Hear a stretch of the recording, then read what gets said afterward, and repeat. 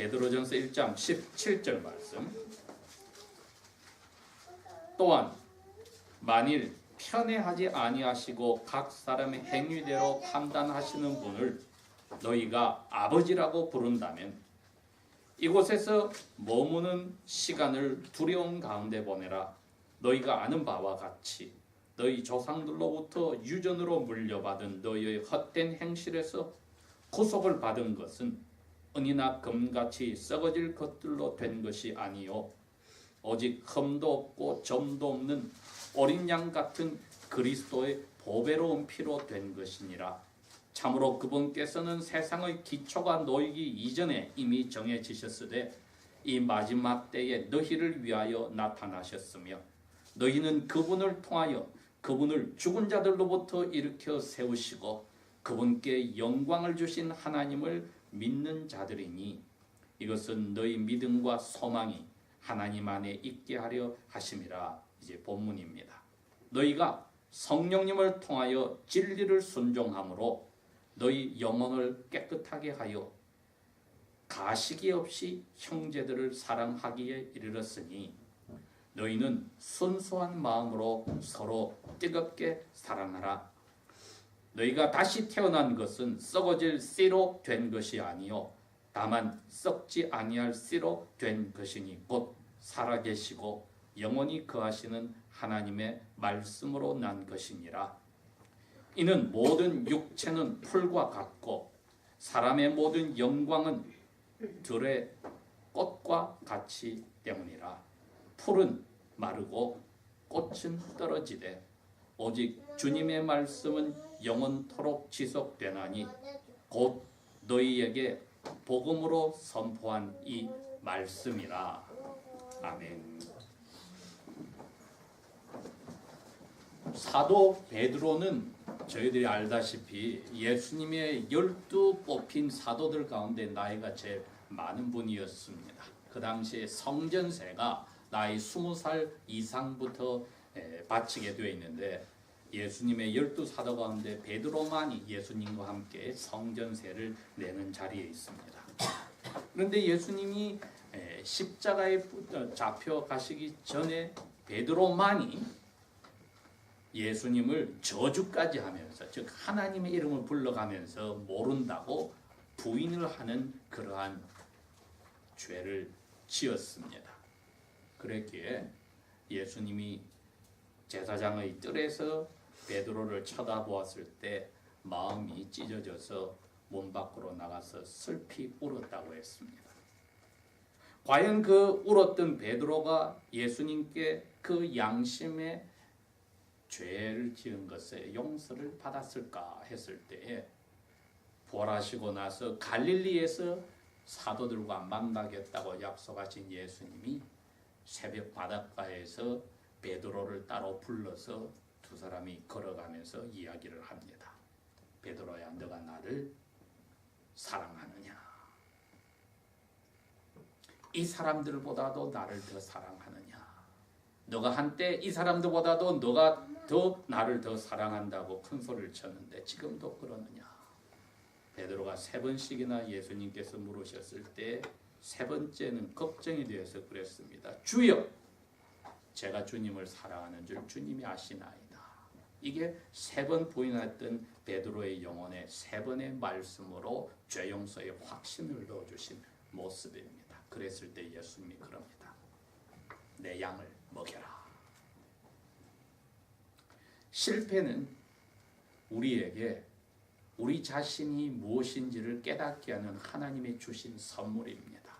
그렇다고 해서 우리가 일부러 실패를 하고 죄를 지으라는 뜻이 아니라 하나님의 자녀들에게는 알게 모르게 지었던 실수들이나 내 고집으로 부려서 한 실패들이나 알고 모르고 지은 그 모든 죄까지도 이미 예수님 안에서 벌을 받아서 깨끗해졌다는 위로를 가지라는 겁니다. 그럼에도 불구하고 그런 일이 우리에게 일어났을 때는 이것을 사탄이 기뻐하는 게 아니라 그 일을 허락하신 하나님 아버지께서 기뻐하시는 예물로서 바치는 아름다운 예배의 길로 열어놔야 된다는 겁니다. 예수님이 그 바닷가에서 베드로에게 이야기합니다. 베드로야, 너가 젊었을 때는 너 마음대로 원하는 옷을 입고 너가 원하는 곳으로 갈 수 있는데 너가 나이가 들면은 사람들이 너에게 옷을 입히고 너 손을 잡고 끌고 갈 때 너가 원하지 않은 곳으로 갈 거야. 요한복음 21장에 그것을 쓴 사도 요한이 거기다가 설명을 붙였습니다. 주님께서 이 말씀을 하신 것은 베드로가 어떤 죽음으로 하나님께 영광을 돌릴지를 나타내는 것이었다. 여러분, 오늘 우리가 읽은 이 베드로 전서후서는 바로 그 베드로가 자기 인생의 마지막에 네로 황제 앞에 죽기 직전에 이스라엘의 12지파가 전 세계 하나님의 저주로 인하여 흩어져 있는 곳에서 나사렛 예수를 그리스도로 받았던 유대인 그리스도인들에게 유언처럼 쓴 편지입니다. 여러분, 유언이라고 하면 우리가 무언가 엄숙하고 이것을 바꿀 수 없고 자기의 마음에 있는 모든 것을 솔직하게 한다고 생각을 합니다. 그렇습니다. 베드로전서나 후서는 같은 유대인 그리스도인들이 다 한때 예수 그리스도를 믿지 않았던, 그리고 자기들이 토요일마다 안식일마다 유대인의 거룩한 명절 성회 때마다 하였던 그 종교 행사를 통하여서 양심이 깨끗해지고 위로를 받는다고 생각했던 유대인 그리스도인들에게 너희들이 실제로 무엇인지, 과거에 어떠하였으며 현재가 어떠하고 앞날이 어떤지를 이분이 순교당하기 전에, 예언대로 순교당하기 전에 유언처럼 쓰신 편지입니다. 그렇다고 우리에게 이게 적용되지 않느냐? 천만 적용됩니다. 왜? 우리도 유대인 그리스도인처럼 똑같이 다른 종교나 스스로의 노력으로 삶을 올바로 살아가겠다고 예수 외에도 우리가 선한 양심을 지키고 살 수 있다고 살았던 때가 있었기 때문입니다. 유대인들이 자기 종교 의식대로 한 것이나 우리가 우리 노력으로 올바른 삶을 살려고 한 것이나 하나님 눈앞에는 똑같이 죄에 가득 찬 죽은 행실이라고 되어 있습니다. 그러니 죽은 행실로서 스스로를 구원받지 못하는 삶을 살던 저희들이나 이 유대인 그리스도인들이나 다 같이 사도 베드로의 말씀에 따르면은 하나님의 은혜로 성령께서 오셔서 말씀으로 죽은 데서 살려주셨다고 했습니다. 오늘 1장 22절에 가니까 너희가 성령님을 통하여서 진리를 순종함으로 너희 영혼을 깨끗하게 하였다. 이거는 구원받고 나서 너희 삶이 이렇다는 것을 설명을 해 주었습니다. 그러면 어떻게 구원을 받았느냐? 23절에 그럽니다. 너희가 다시 태어난 것은 영혼이 자기 중심으로 살다가 다시 죽은 것과 같은 데서 하나님하고 상관이 없이 살던 데서 하나님하고 관계를 가지고 살게 된 것은 그것을 다시 태어났다고 표현을 했습니다. 즉 중생한 것은, 다시 태어난 것은 썩어질 것으로 된 게 아니고 썩지 아니할 씨가 너희 영혼에 심어졌으니 살아계시고 영원히 계시는 하나님의 말씀으로 너희들이 새로 태어났다고 하셨습니다. 이게 사도 베드로는 진리라고 말씀을 하셨습니다. 그리고 예수님은 내가 곧 진리라고 말씀하시면서 내가 하는 말은 너희들에게 생명을 준다고 하셨습니다. 이게 오늘 영원히 거하시는 하나님의 말씀으로 너희 영혼에 새로 태어남을 주셨다는 뜻입니다. 사도 베드로가 왜 이런 이야기를 하시느냐 하면 그 유대인 그리스도인들의 그 약점을 너무나도 잘 알기 때문입니다. 지난 주일날 제가 우리 성도들에게 말씀을 드렸습니다. 동양인들 가운데 유대인들을 가장 닮은 사람들이 유교에 젖어 있는 우리 한국인 그리스도인들인데 우리도 뭔가 신앙생활을 행동으로 열심으로 자랑하려는 것이 가득 차 있습니다. 그러니까 그것이 쓸모없다는 것을 철저하게 밝혀주는 것이 은혜입니다. 새벽 기도를 한다, 금요 철학 기도를 한다, 11조를 한다, 10의 1을 한다, 전도를 한다. 이 모든 것들이 죽은 행실이 될 수 있다는 겁니다. 왜?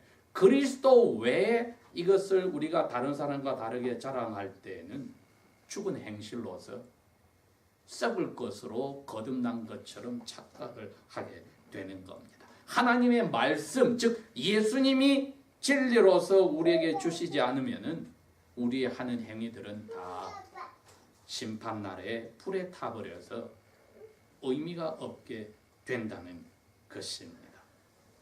그렇기 때문에 이분이 이사야께서 예언으로 하신 말씀 40장의 16절, 6절, 7절, 8절을 인용을 여기서 하신 겁니다. 24절에 모든 사람들은 들에 있는 풀과 같다.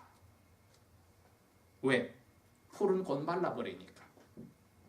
그리고 사람이 하면서 자기가 이루었던 그 많은 것들, 눈에 보이는 보이지 않는 그 많은 것들, 심지어 사람들에게 존경받는 것까지, 영광스러운 것까지, 모든 것들은 아침에 피었던 꽃이 저녁에 시들어버리는 것, 그 꽃의 영광밖에 되지 않는다.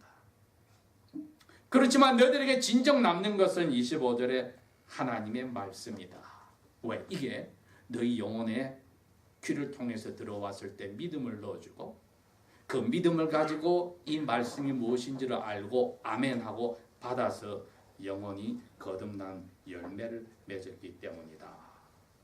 내가 이것을 예수님 하늘로 가시고 나서 예루살렘에 왔던 너희 동료 유대인들에게 전하였더니 하루에 3,000명이 그 영혼이 이 말씀을 통해서 바뀐 적이 있다.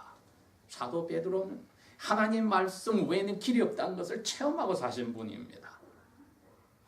저희들이 오늘 여기에서 이 하나님의 말씀으로 내 영혼이 바뀌었다는 것을 기억해야 되는 이유가 1장의 마지막 부분에 오늘 본문에 있는 겁니다. 왜? 제가 아까 말했습니다. 22절 앞부분이 너희가 성령님을 통하여 진리를 순종함으로 너 영혼을 깨끗하게 하였다. 이것은 이미 말씀으로 새로 바뀐 사람에 나오는 열매입니다. 이 열매가 진리를 순종하게 되는 영혼으로 날마다 바뀌어 갑니다. 이 영혼이 진리를 순종하는 것으로 날마다 바뀌어 가는데 그 다음 줄에 이분이 썼습니다. 겉과 속이 다르지 않고 똑같이 형제를 사랑하기에 이르렀다. 그걸 덧붙여서 너희는 깨끗한 마음으로부터 우러나서 뜨겁게 deeply or fervently 모든 것을 다 쏟아서 형제를 사랑하라 이 명령을 하셨습니다. 사도 베드로는 이 유언처럼 이것을 쓰면서 자기 머릿속에 자기가 예수님을 배반하기 몇 시간 전에 예수님에게 들은 이야기를 생각합니다. 요한복음 13장에도 그 이야기를 하시고 15장에도 이야기를 하시고 예수님이 3번이나 그럽니다. 내가 너희들에게 새 명령을 주겠는데 서로 사랑하라. 이게 사도 요한의 머리에도 꽉 박혔습니다. 요한 1서 4장 전체가 그렇습니다. 눈에 보이는 형제를 사랑하는 사람만이 보이지 않는 하나님에게서 왔다. 어두움에서 사는 사람은 형제를 미워한다. 그리고 이것은 우리가 처음부터 받은 명령이니 형제를 서로 사랑하라. 사도 베드로가 이 예수님에게 서로 사랑하라는 명령을 받았는데 예수님이 제일 먼저 부활하시고 나서 베드로에게 해준 게 형제로서 예수님이 사도 베드로의 큰형으로서 자기를 배반한 사도 베드로를 용서해 주었습니다. 그렇게 베드로가 끝에 가서 뭐라고 합니까? 사랑은 수많은 죄들을 덮어주느니라. 자기가 그것을 체험한 사람입니다. 오늘 저희들이 이것을 강조하는 이유가 이 사랑은 젊은 남녀들이 서로에게 빠지는 사랑이 아닙니다. 그건 자기 마음속에서 만들어내는 사랑입니다. 그것은 언젠가 여기 들에 피어난 꽃처럼 시들어버릴 때가 옵니다. 왜 이혼을 합니까? 그 사랑이 식었다는 겁니다.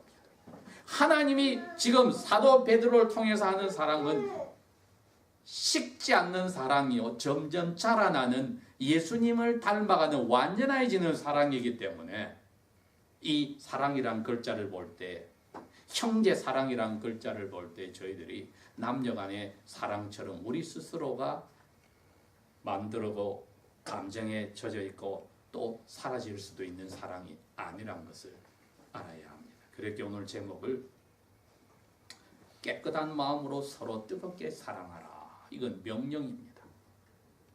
남녀간이 사랑하는 것은 명령이 필요 없습니다. 좋아하면 빠져버리면, 눈에 깍지가 씌우면 사랑하지 말라고 말려도 사랑합니다. 이건 저절로 되는 건데, 그리스도인이 죽은 행실에서 새로 태어났을 때는 사랑하라는 명령을 받아야만, 나한테 이런 게 있구나. 즉 사랑할 수 없는 사람을 사랑하고 좋아할 수 없는 사람을 좋아하게 되는 이러한 기적이 일어나는 것입니다.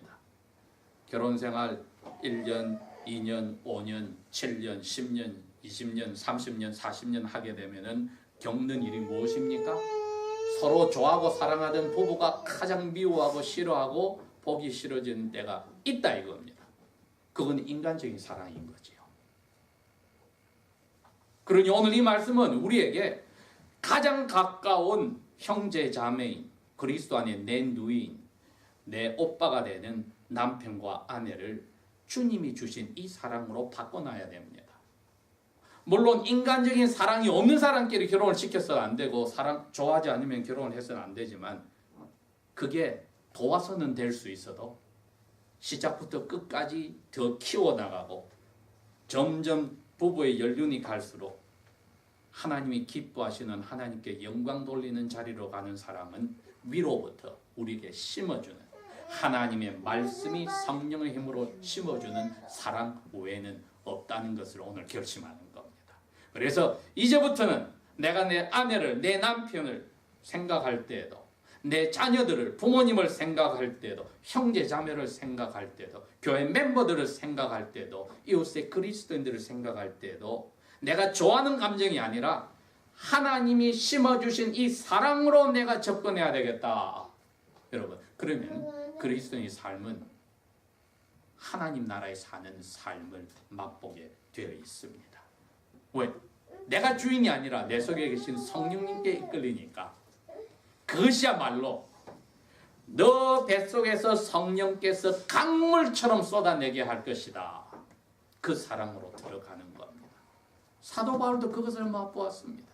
예수님의 몸이신 교회를 죽이려고 하였는데도 예수님이 왜 너 스스로를 그렇게 힘들게 하느냐고 책망을 하시고 불러주셨을 때 죽은 행실에서 유대인의 열심에서 하나님을 믿는다고 착각한 데서 돌려주셔서 사도 바울이 예수 그리스도의 사랑에 붙잡혔더니 고린도 교회에 서로 잘 믿는다고 싸우는 교회에 너희들에게 이 성령께서 주시는 사랑이 필요하다고 12장 마지막에 더 고상한 것을 간구하고 기도하라고 하셨는데 13장이 그게 다른 게 아니라 성령께서 가지고 오는 사랑이었습니다.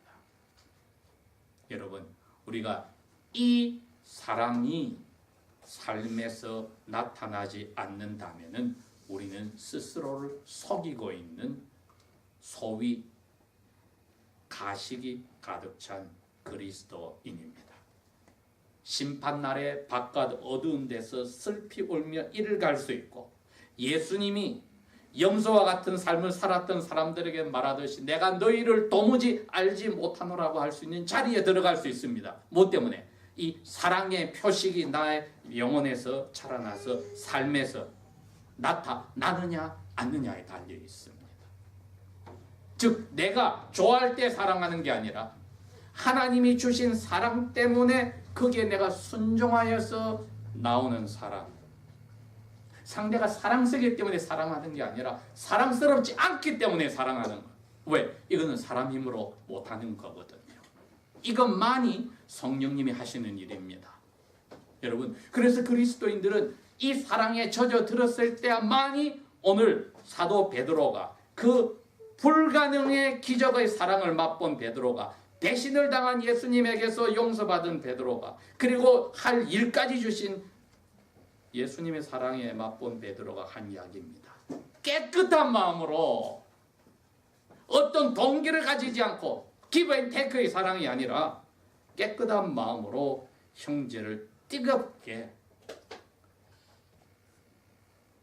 마음과 몸을 바쳐서 사랑하라. 이건 명령입니다.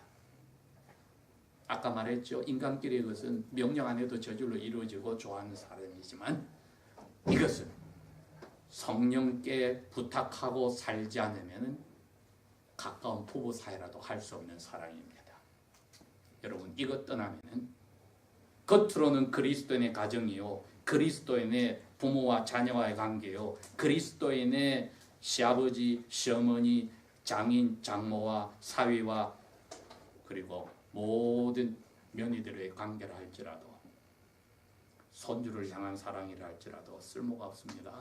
왜? 자기 감정에 움직였기 때문에. 그러나 이 사랑만이 가정에서부터 하나님의 자녀의 모습을 보일 때에 사람들이 초대 1세기 때 그리스도인들처럼 저 사람들이 얼마나 뜨겁게 사랑하는가 보라 하는 자리에 들어가면 이것보다도 멋진 하나님 앞에서 복음 선포하는 우리들의 모습이 없습니다. 기도하겠습니다.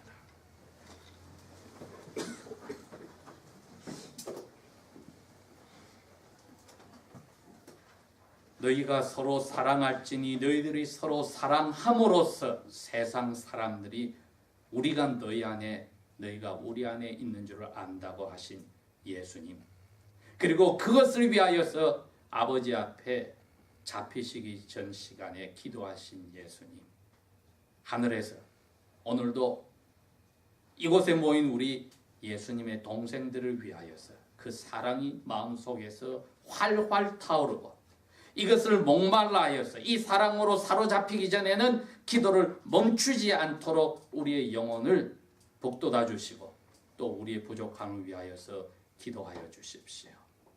아버지여, 우리가 답답하여 어쩔 줄 모를 때에도 성령님의 하시는 기도와 예수님의 기도를 기억하시고 우리를 사랑의 화신으로서 아버지의 아름다운 사랑을 나타내는 예수님의 아름다운 사랑을 나타내는 그러한 아들, 딸로 바꾸어 주십시오. 예수님 이름으로 감사 기도합니다. 아멘.